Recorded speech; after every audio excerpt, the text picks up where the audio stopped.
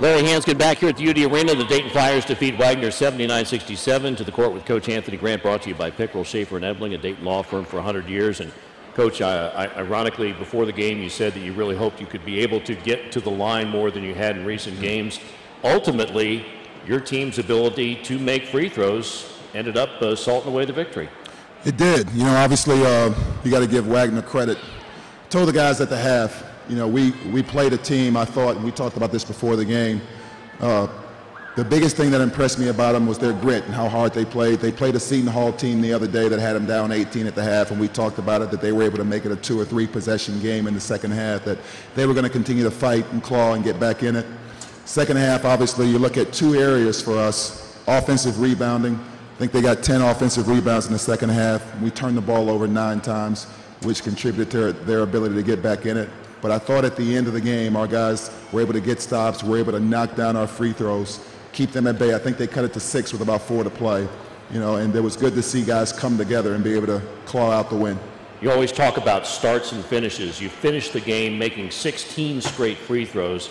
You start the game with Daryl Davis coming out and just exercising all the demons he had from earlier this week. It ended up getting you off to a really good start. Yeah, it did. It was great to see Daryl come out and be that aggressive. And like we talked about in pregame, you know, we sat down after our last game against St. Mary's where he went 0 for 11, and we just looked at the shots and we looked at some other things, and it was evident that the shots he missed were shots that he made today. You know, and that's just a game of basketball. Sometimes the ball goes in for you, but you got to stay confident, you got to stay aggressive.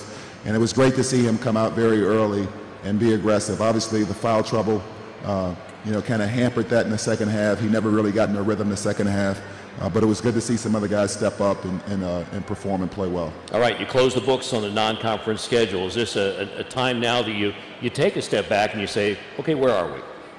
Certainly, you know, I'm going to try to take these next couple of days and allow the guys and try to allow myself to enjoy family and kind of step away. But then certainly we need to evaluate what we've been able to find out about ourselves as we head into conference play, and hopefully begin to string some success together in terms of our ability to play both ends for both halves in the fashion that we need to be able to win. All right, Coach, to you, your family, your staff, your players, and all the fans, have a great Christmas. Thank you. Flower Nation, Merry Christmas, Happy New Year. We'll see you soon. All right. That wraps things up here for the final time in non-conference, and one more time in the calendar year. Dayton will be opening up A-10 play a week from today on the road at Duquesne.